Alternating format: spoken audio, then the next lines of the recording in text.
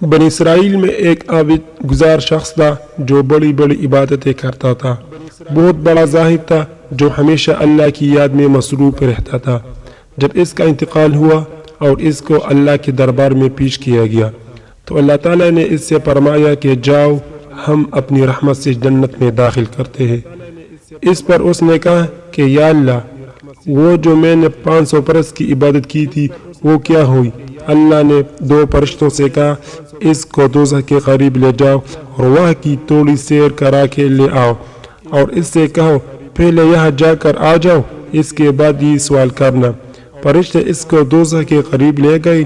ابھی اس کے اور دوزخ کے درمیان 500 سال کی مسافت باقی تھی کہ گرمی کی تپش سے اسے شدید پیاس لگی، اور جب تھوڑا آگے بڑھا تو اور زیادہ پیاس بڑھنے لگی۔ اس نے پانی تلاش کیا مگر ادھر ادھر اس کو پانی نظر نہیں آیا۔ اتنے میں اس نے دیکھا کہ سامنے ایک فرشتہ اپنے ہاتھ میں ایک کٹورا پانی لیے ہوئے کھڑا ہے۔ اس نے اس فرشتے سے کہا مجھے بڑی شدت کی پیاس لگی ہے، تھوڑا پانی پلا دو۔ اس نے کہا 1 گلاس پانی کی قیمت 500 برس کی عبادت ہے۔ اس عابد نے کہا میرے پاس تو 500 برس کی عبادت ہے، مجھے پانی دے دو اور یہ 500 برس کی عبادتیں لے لو۔ اس فرشتے نے پانی دے دیا۔ وہ پانی پی کر اور آگے بڑھا تو پھر پیاس کی وجہ سے اس کو بے قراری ہونے لگی۔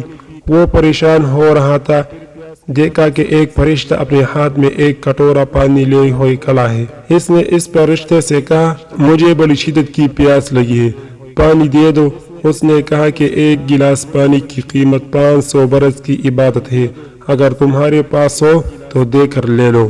اب کہاں سے دیتا ہے، جو تھی وہ پہلے دے چکا تھا۔ اس کے بعد فرشتے اس کو لے کر اللہ کے دربار میں آئے۔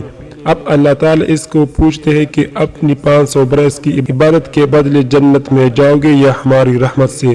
وہ دیکھتا ہے تو خالی ہے، کیونکہ اس نے تو سب کچھ پانی کے بدلہ اس فرشتہ کو دے دیا تھا۔ اب وہ پریشان ہو جاتا ہے۔ اللہ تعالیٰ فرماتے ہیں کہ اے میرے بندے، تو نے دنیا میں کتنے ہزار لوٹے پانی پیے ہوں گے، ان کا بدلہ کون دے گا؟ کیا اب بھی تم اپنے مال کے بدلے جنت میں جانا چاہتے ہو؟ وہ فوراً سجدہ میں گر جاتا ہے اور روتا ہوا کہتا ہے کہ اے اللہ، میں نادان تھا، اپنی نادانی کی وجہ سے غلطی کر بیٹھا، مجھے معاف فرما دیجیے۔ اللہ اس کو معاف کر دیتے ہیں اور جنت میں داخل کر دیتے ہیں۔ اب بتاؤ بھائی کہ جنت میں اللہ کے فضل کے بغیر کون جا سکتا ہے؟